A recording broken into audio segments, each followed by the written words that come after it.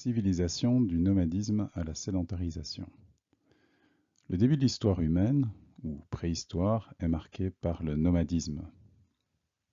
Ce qui fait donc la distinction entre la préhistoire et l'histoire, c'est la sédentarisation, le moment où les hommes commencent, notamment grâce à l'agriculture, à se fixer en un endroit. La sédentarisation n'empêche pas, à travers toute l'histoire, le retour de migration de population, pour d'autres raisons que la chasse et la cueillette, mais lorsque les sociétés sont en crise, lorsqu'il n'y a plus assez de terre, lorsqu'on manque de ressources, lorsqu'il y a des guerres internes ou des guerres externes, les nomades ont encore existé, bien sûr, à travers toute l'histoire jusqu'à aujourd'hui.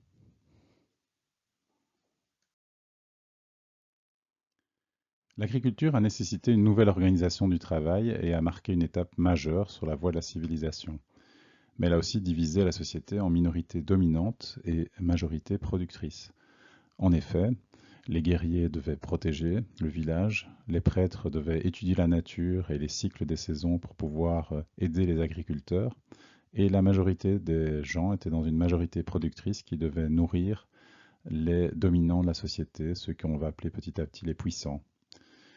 Avec les premiers systèmes d'irrigation qui ont été mis en place en Égypte ou à Babylone, environ vers 4000 avant Jésus-Christ, les contraintes sociales ont été encore plus élevées, car le milieu aride de l'Égypte ou de Babylone nécessitait effectivement des interactions beaucoup plus fortes avec le milieu physique.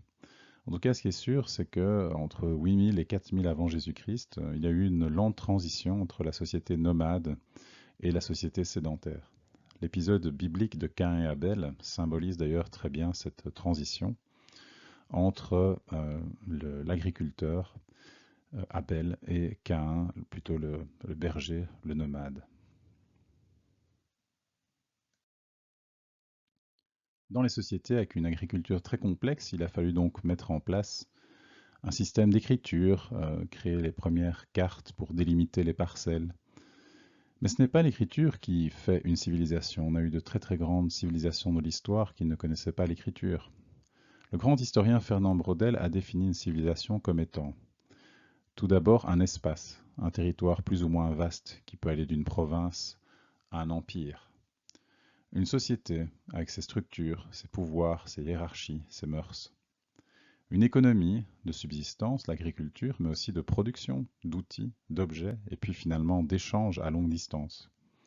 Une mentalité collective, c'est-à-dire un système de croyances, un système de valeurs et toute une série de schémas intellectuels qui s'intègrent dans la mentalité de la société. Pourquoi certaines civilisations disparaissent? Pendant très longtemps, une civilisation se base sur la mimésis, c'est-à-dire l'imitation sociale des ancêtres, et ça marche très bien, c'est la transmission des savoirs, et c'est notamment dans ce cadre-là qu'est apparue bien sûr l'écriture. Néanmoins, à partir d'un certain moment, l'imitation permanente empêche l'innovation et le progrès de la société, et donc le développement de la civilisation, puisqu'on va toujours puiser dans les mêmes vieilles recettes, ce qui marchait déjà avant, et face à des nouvelles situations, on peut être dépassé. Souvent, cette sorte d'idolâtrie du passé peut entraîner des catastrophes lorsque les autres civilisations ont, eux, procédé à des innovations. L'histoire militaire est remplie d'exemples où une innovation technique a pu changer effectivement le cours d'une bataille. Une société peut aussi se désintégrer de l'intérieur, fixée dans une structure qui est inflexible, déchirée par des luttes internes suite au déséquilibre social et en plus menacée par l'extérieur. Si elle n'arrive pas à se renouveler et à changer effectivement de cap, eh bien elle disparaît. Et donc toutes les grandes civilisations de l'histoire ont fini par disparaître. Et on peut aujourd'hui admirer bien sûr le Code d'Hammurabi, cette civilisation babylonienne du XVIIIe siècle avant Jésus-Christ. Mais malgré toutes ces innovations mises en œuvre, cette écriture, ces codes de loi très complexes, cette civilisation a fini par être absorbée par d'autres, et ainsi de suite, et ainsi de suite.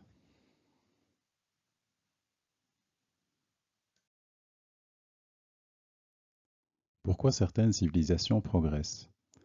Un défi, un questionnement, un problème incite les hommes à l'activité créatrice, à trouver une nouvelle solution, une réponse qui secoue les traditions et qui va permettre à la civilisation d'avancer. La réponse vient souvent d'une élite qui doit tenir tête aux défis, et qui doit entraîner la majorité de la population non créatrice et plutôt attachée à ces traditions, soit par l'inspiration, le grand chef charismatique, soit par le dressage social, par la religion, par la force. C'est ce que l'historien Toynbee appelle le phénomène de challenge and response. Les civilisations sont confrontées à toute une série de challenges et puis quand elles arrivent à y répondre, elles survivent, sinon elles rentrent dans la crise et finissent par disparaître. Si on prend l'exemple du Proche-Orient et de l'Égypte, on peut constater que les civilisations ont toutes eu le même parcours.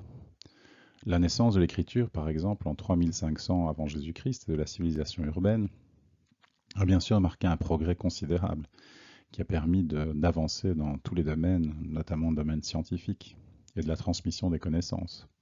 Ça a permis pour l'Égypte d'abord s'unifier vers 3000 et d'ensuite connaître trois périodes d'empires plus ou moins grands. L'Ancien Empire, 2700 avant Jésus-Christ, le Moyen Empire, 2000 avant Jésus-Christ, et le Nouvel Empire, 1600 avant Jésus-Christ, jusqu'au 1er siècle avant Jésus-Christ. L'histoire de l'Égypte, c'est donc une civilisation qui s'est étendue sur 3000 ans d'histoire. L'Empire assyrien, par exemple, fut, entre guillemets, beaucoup plus bref, puisqu'il dura de 1800 avant Jésus-Christ jusqu'à 600 avant Jésus-Christ, avant de disparaître. Un peuple qui va se singulariser pendant l'Antiquité, qui va effectivement faire progresser sa civilisation de façon singulière par rapport aux autres, c'est le peuple juif. Et en 639-609 avant Jésus-Christ, le roi Josias, on voit donc l'inspiration d'un leader charismatique, va faire que Yahvé devient le seul Dieu des Juifs. Et donc les Juifs vont devenir singuliers par le fait qu'ils ont la seule religion monothéiste de l'Antiquité, à partir du 7e siècle avant Jésus-Christ. L'Empire babylonien a connu plein d'épisodes divers et variés. Une civilisation peut monter, descendre, monter, descendre. Vers 1800 avant Jésus-Christ, Babylone était une civilisation très puissante. On a parlé du code d'Hammurabi. Ensuite, Babylone a été envahie par d'autres civilisations et finalement, entre 604 et 539, il y a eu de nouveau, brièvement, un empire babylonien. Vers la fin de l'Antiquité, il y a un empire qui va regrouper finalement toutes les civilisations en une seule, qui va conquérir tout le Proche-Orient. C'est l'empire perse achéménide, 546-330. Il sera le plus grand empire, en tout cas en espace, de l'Antiquité au Proche-Orient.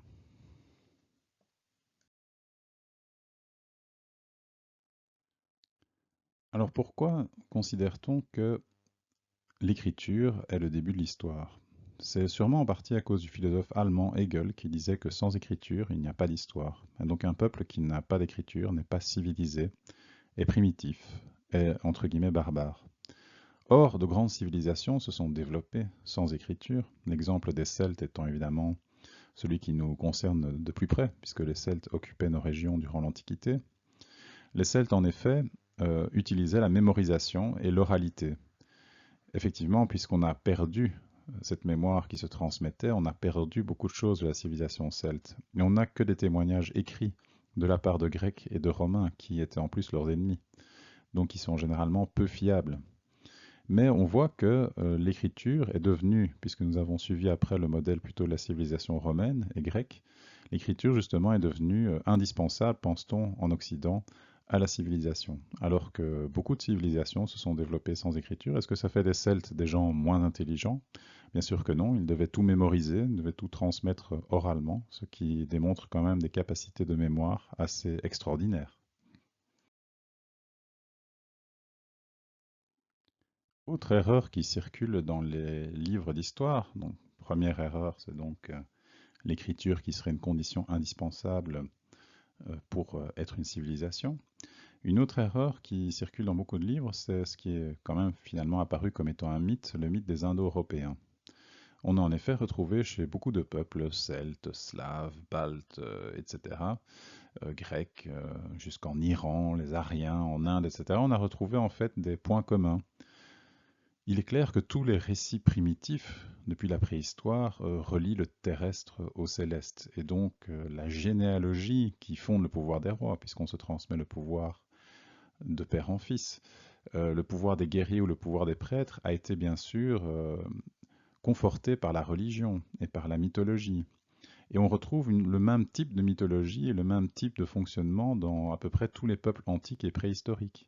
C'est-à-dire cette division de la société en rois, guerriers, prêtres, et puis la classe qui est dominée, les esclaves, etc. Ce qui a fait penser à certains historiens que tous ces peuples auraient en fait la même origine, seraient en fait originaires entre la mer Noire et la mer Caspienne, et seraient donc ces fameux Indo-Européens.